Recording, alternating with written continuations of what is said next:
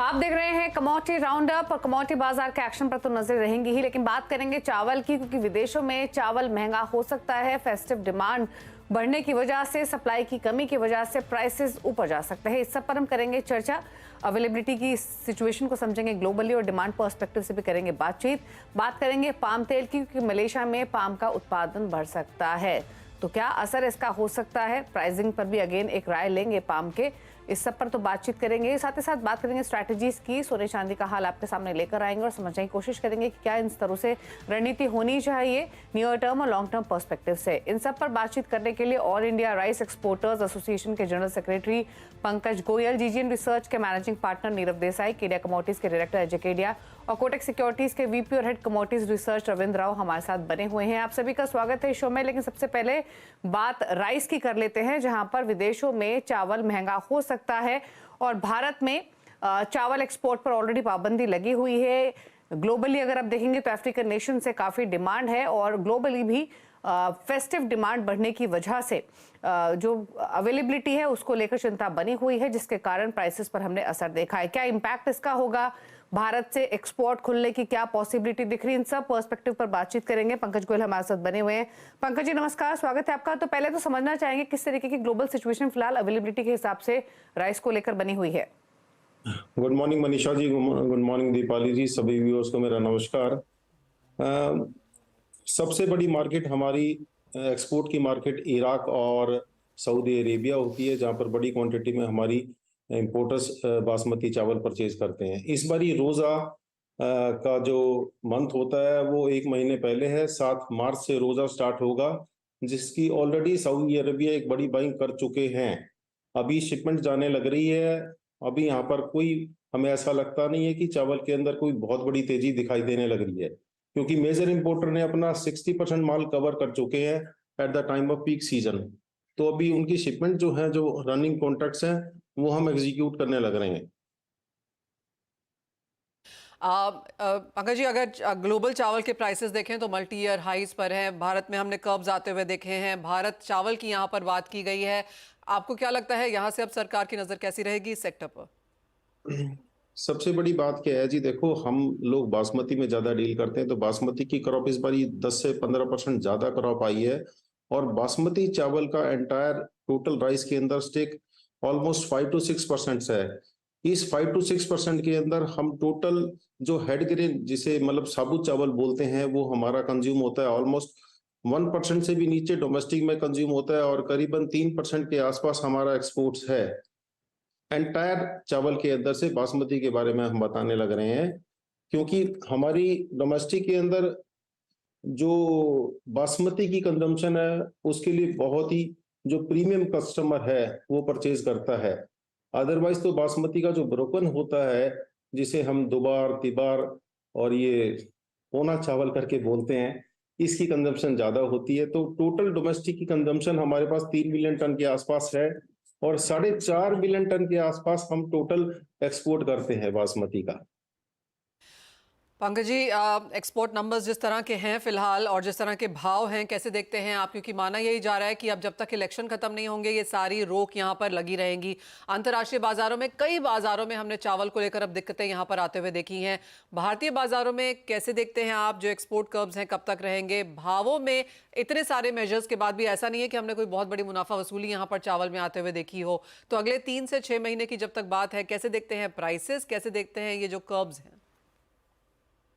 जैसे मनीषा जी, मैंने पहले भी आपको थोड़ा सा बताया कि हमारे पास इस बारी बासमती की क्रॉप करीबन 15% के आसपास लास्ट ईयर के कंपैरिजन में ज्यादा है और हम अपने बायर्स को करीबन, अगर आप हमारा डाटा देखेंगे, 4.5 मिलियन टन को हम क्रॉस नहीं कर पाते हैं। बासमती की एक लिमिटेशन है, बासमती का एक लिमिटेड बायर है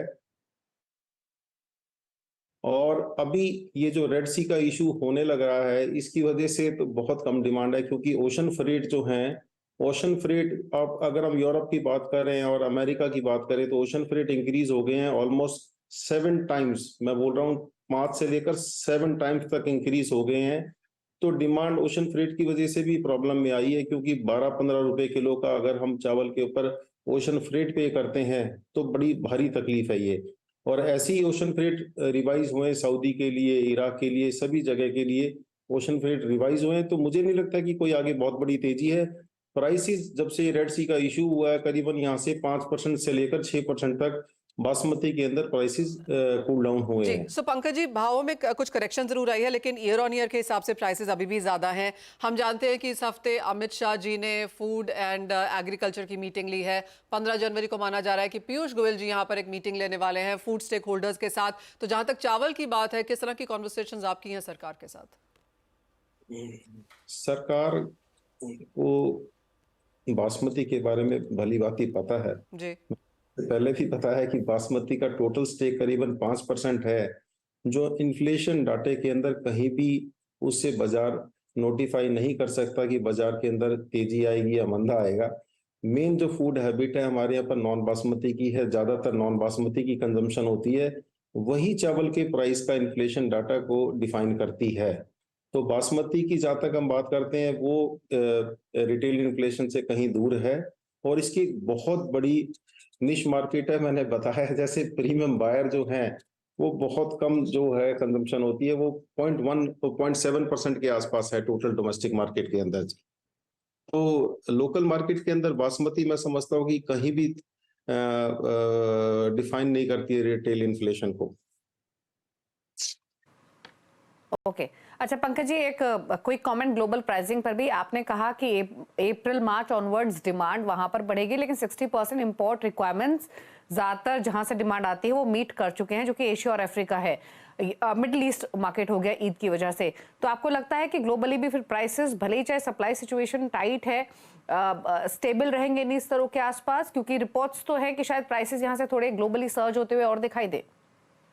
दीपाली जी, हमने एक्सपोर्ट प्रमोशन के लिए जितनी भी हम कोशिश कर सकते हैं, हम हर एक फेयर में अटेंड करते हैं। जैसा मैंने बताया कि बासमती के अंदर एक लिमिटेड जोन है, 4 मिलियन टन से लेकर मैक्सिमम 4.5 मिलियन टन तक हम अपनी बासमती बेच सकते हैं। इससे ज्यादा हम बढ़ाने की कोशिश करते हैं, पर वो एक कंजम्पशन लेवल है, फिर वहां पर कहीं ना कहीं और पाकिस्तान आ जाता है या अदर मार्केट आ जाती है। तो मतलब हम इस मार्केट को भी इंक्रीज नहीं कर पा रहे हैं, हम अदर मार्केट्स की तरफ देख रहे हैं, जैसे जापान है, अफ्रीका है। जो लोग नॉन बासमती कंज्यूम करते थे उनको हम अपनी बासमती के बारे में बता रहे हैं, क्योंकि इसके प्राइस ज्यादा होते हैं, हर एक आदमी इसको अफोर्ड नहीं कर सकता।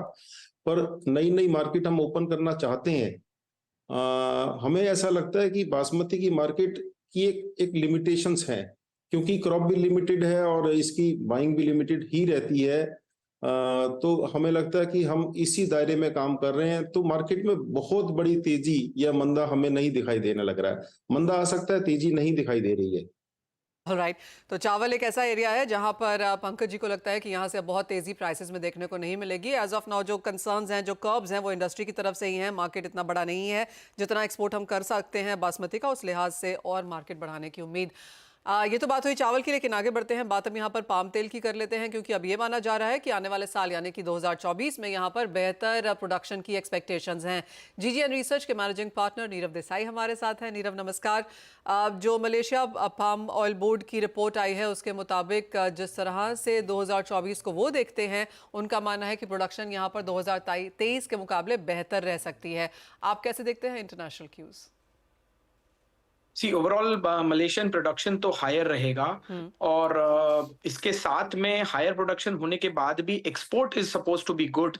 इसलिए ओवरऑल ऐसा नहीं है कि प्रोडक्शन हायर होने से कोई पाम में प्रेशराइजिंग फैक्टर है या बेरिश फैक्टर है, उसके सामने exports are good there forecasted. साथ ही में एल नीनो के कारण थोड़ा सा हमें देखना पड़ेगा कि इंडोनेशिया का प्रोडक्शन कैसा रहता है in second half of the year in 24, क्योंकि जनरली ऐसा माना जाता है कि कभी भी कोई वेदर डिस्टर्बेंस अगर पाम ऑयल में आता है तो बिटवीन 8 to 10 मंथ्स बाद के उसके प्रोडक्शन के ऊपर उसका इम्पैक्ट आता है। जो ये एल नीनो पैटर्न रहा है अभी, और थोड़ा सा रेनफॉल कम रहा है इंडोनेशिया में, उसका एक इम्पैक्ट देखने का रहेगा। उसी के सामने हम बात करते हैं अगर ओवरऑल मार्केट्स की, तो ब्राजील जिसमें कि काफी वेदर की डिसरप्शन होने से 158 मिलियन वाला क्रॉप 150 मिलियन या इवन कुछ लोअर फोरकास्ट में 148 मिलियन तक की भी बातें कर रहे थे। थोड़ी सी हमें कमजोरी दिख रही है, बट साथ ही में अर्जेंटीनियन जो है 22 मिलियन से अबाउट 47 से 48 मिलियन होने की सिचुएशन है। साथ ही में अर्जेंटीना में अभी कल रात को ही कुछ बायोडीजल से रिलेटेड भी ब्लेंडिंग इंक्रीज करने की न्यूज आ रही है, which is a little supportive news. जहां तक कि शिकागो बोर्ड ऑफ ट्रेड की हम बात करते हैं, ये बड़ा कॉन्ट्रडिक्टरी हो रहा है। ओवरऑल कॉम्प्लेक्स ऑयल का पिछले 3-4 दिनों से सपोर्टिव है, बट शिकागो में funds are heavily short on oil contract. अब इसमें मुझे एक ही चीज लगती है कि शिकागो, वैसे भी हम देख रहे हैं पिछले 2 सालों से एक बहुत ज्यादा यूएस सेंट्रिक एसएनडी को ट्रेड कर रहा है। तो मैं ऐसा मानता हूं कि अगर ज्यादा शिकागो बेरिश हुआ तो बेसिस विल इंप्रूव, क्योंकि इंडिया से अब थोड़ी सी बीन ऑयल की डिमांड भी ओरिजिन्स पे जा रही है। Even after I would say upcoming mustard crop, last 2 दिनों में 3 दिनों में हमने देखा कि इंडिया ने ना जस्ट फरवरी या जनवरी, इवन मार्च अप्रैल का भी सोयाबीन ऑयल लिया। सो ओवरऑल ये सिचुएशन को देखते हुए सोयाबीन ऑयल में शिकागो की मंदी का बहुत ज्यादा बड़ा असर सोयाबीन सीएनएफ वैल्यूज पे या हाईसीज डीकम वैल्यूज पे नहीं आता है। मस्टर्ड क्रॉप की जहां हम बात करेंगे तो मस्टर्ड क्रॉप में ओवरऑल एरिया राजस्थान में थोड़ा सा लोअर जा रहा है। Rajasthan is a high yielding area. UP में एकरेज 4 लाख हेक्टेयर से ज्यादा हो रहा है।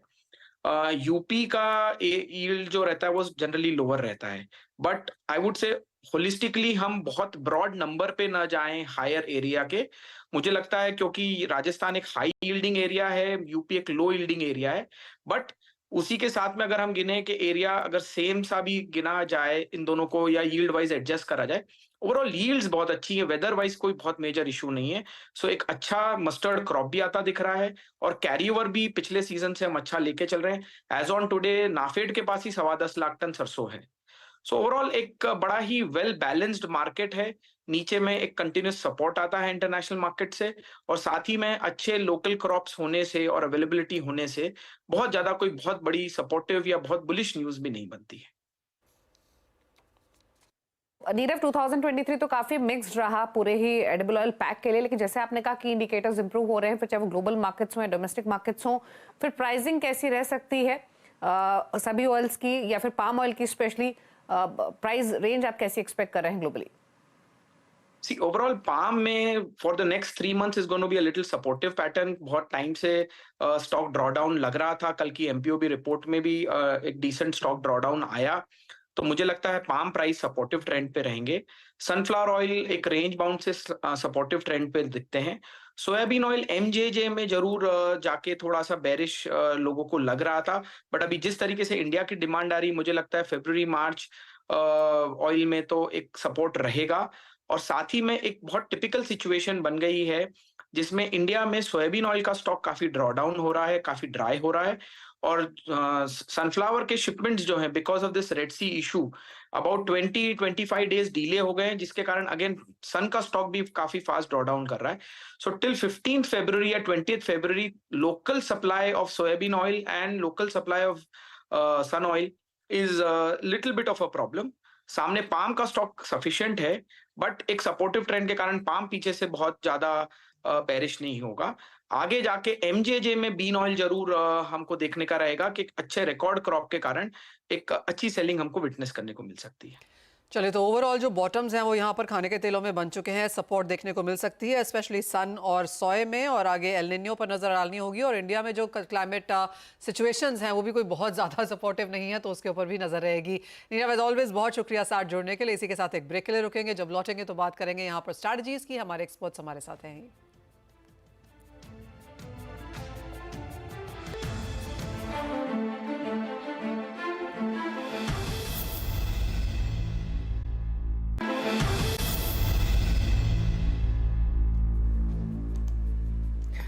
आप देख रहे हैं कमोडिटी राउंडअप। रविंद्र राव और अजय केडिया हमारे साथ बने हुए हैं। फोकस करते हैं स्ट्रैटेजीज पर। पहले बात कर लेते हैं सोने की, जहां पर यूएस के इन्फ्लेशन डेटा पर तो नजरें बनी हुई हैं ताकि कुछ क्लैरिटी मिले फेडरल रिजर्व का मॉनेटरी पॉलिसी आउटलुक क्या रह सकता है। लेकिन उससे ठीक पहले गोल्ड में हमने थोड़े प्राइसेस हल्के होने के बाद अब कंसोलिडेट होते हुए देखे हैं।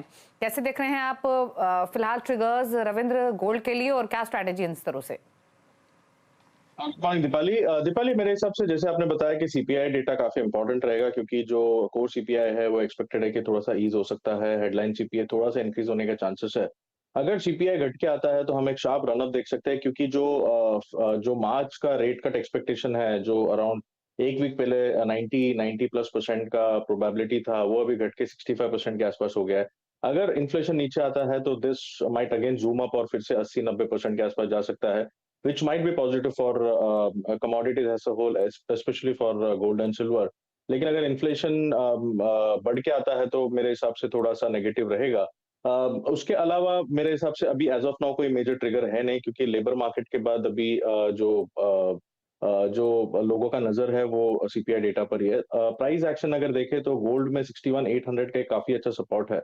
जब तक कि वो ब्रीच नहीं करता, मेरे हिसाब से गोल्ड सपोर्टेड रहेगा। इंटरनेशनली $2,000 का एक साइकोलॉजिकल सपोर्ट है।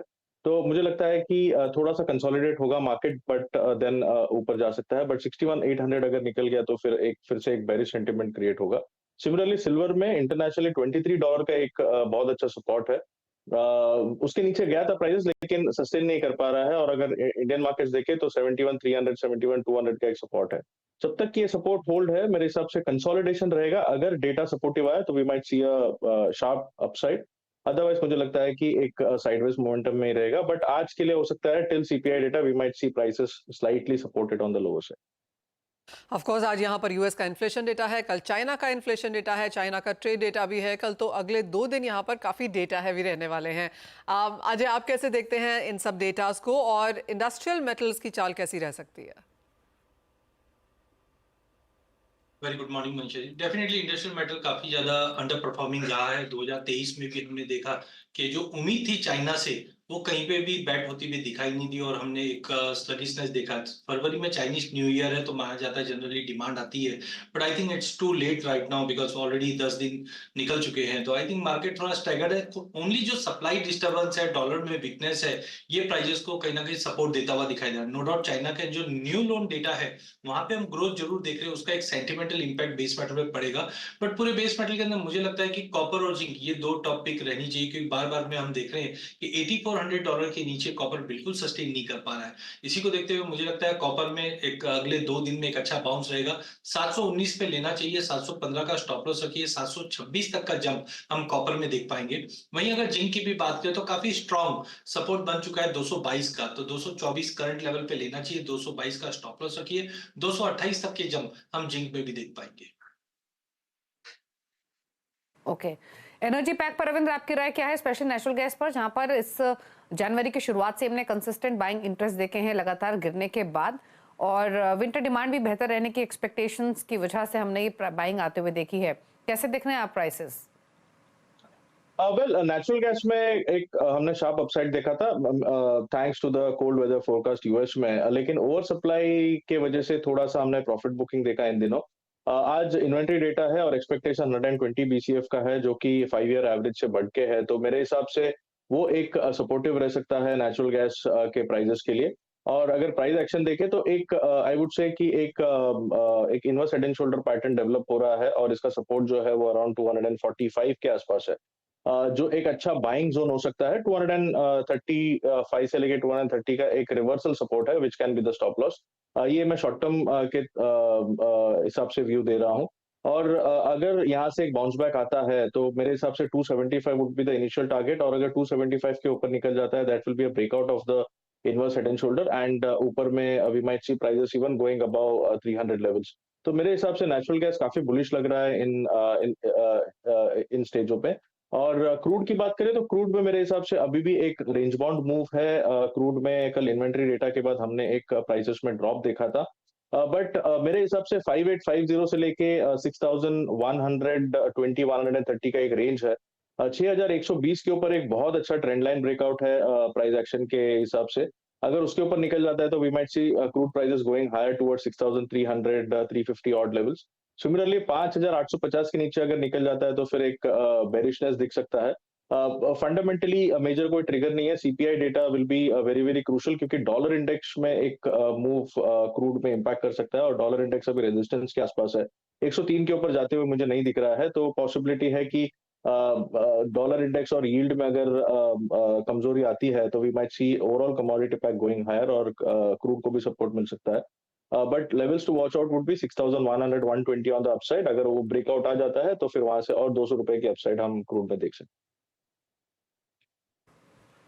ओके, चलिए, तो ये आउटलुक आपको मिला है कच्चे तेल और नेचुरल गैस दोनों पर। कच्चा तेल में भी आप खरीदारी की स्ट्रैटेजी ले सकते हैं डिप्स पर 6,300 के लक्ष्य के लिए। नेचुरल गैस 254 के आसपास कारोबार करते हुए 2% की बढ़त के साथ। चलिए, शुक्रिया रविंद्र और अजय आप दोनों का ही आने के लिए शो में अपने व्यूज देने के लिए सभी कमोडिटीज पर। वक्त हो गया एक ब्रेक का। मुझे मनीषा जी को दीजिए इजाजत। ब्रेक के उस पर आप देख सकते हैं वेदर मार्केट का पूरा एक्शन फ्यूचर एक्सप्रेस में। नमस्कार।